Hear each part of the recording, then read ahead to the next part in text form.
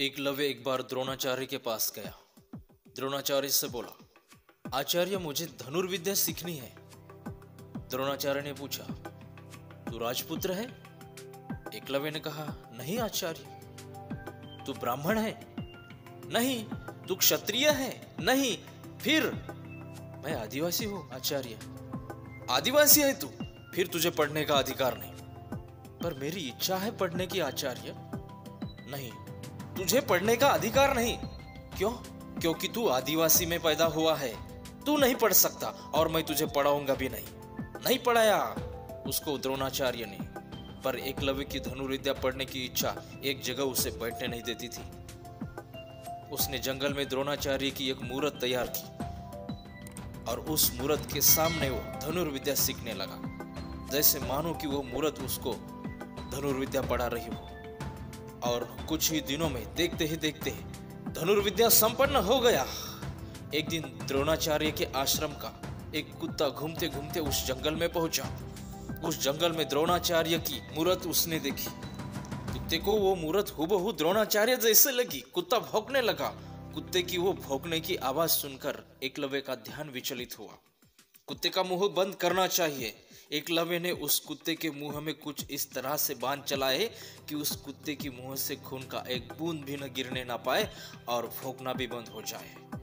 मुंह में बांध लेकर कुत्ता वैसा ही द्रोणाचार्य के आश्रम में गया।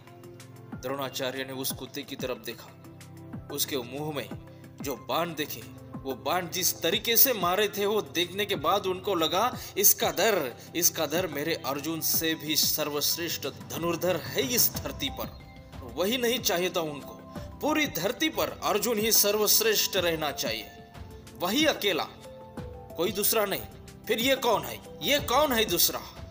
उस कुत्ते के पीछे पीछे द्रोणाचार्य उस जंगल में आए और उन्होंने देखा खुद की मूर्त और उस मूर्त के सामने धनुर्विद्या सीखने वाला एकलव्य। एकलव्य ने द्रोणाचार्य को देखा। वो भागते भागते गया, चरण स्पर्श किया। गुरुवर्य मुझे माफ करो, आपके पश्चात आपसे ही ये विद्या ग्रहण कर रहा हूं मैं। लेकिन द्रोणाचार्य का उस तरफ ध्यान नहीं था। उनके दिमाग में एक ही विचार, मेरा अर्जुन सर्वश्रेष्ठ रहना चाहिए।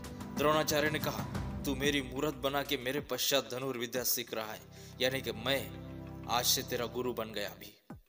एकलव्य ने कहा, हाँ गुरुदेव, बिल्कुल निसंदेह, कोई प्रश्न नहीं, आप मेरे गुरु ही हो गुरुवर्य। द्रोणाचार्य ने कहा, फिर तूने मुझे गुरु दक्षिणा देनी चाहिए। एकलव्य ने कहा, हाँ गुरुदेव, मांगो आप जो चाहे वो मिलेगा। अगर आप मेरी जान भी क्यों न मांगे, दे दूंगा मैं। मांगो गुरुदेव, निसंकोच मांगो। और द्रोणाचार्य बोले, फिर मुझे गुरु दक्षिणा में तेरे दाहिने हाथ का अंगूठा चाहिए। एकलव्य बोला, मांगी तो आपने मेरी जान ही गुरुदेव। पर गुरुदेव, क्या मैं ये पूछ सकता हूं आपसे, क्या अर्जुन को गुरु दक्षिणा में आप उसका अंगूठा ही मांग लेते थे? नहीं ना? क्यों गुरुदेव, ऐसा क्यों? द्रोणाचार्य बोले, अगर तुझे नहीं देना है तो मैं समझूंगा कि तू मेरा शिष्य नहीं। नहीं नहीं गुरुदेव, ऐसा मत कहो, ऐसा मत कहो। एक पल का भी विलंब न करते हुए एकलव्य ने अपने दाहिने हाथ का अंगूठा काट के दिया और द्रोणाचार्य के पैरों पर रखा। विलक्षण आनंदित हुए द्रोणाचार्य। अब मेरा अर्जुन ही धरती का सर्वश्रेष्ठ धनुर्धर हुआ।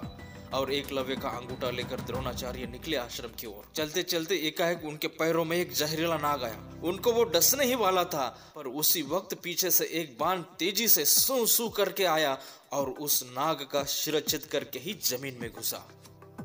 सर्प का दंश ऊपर के ऊपर ही जमीन में गाड़ दिया गया।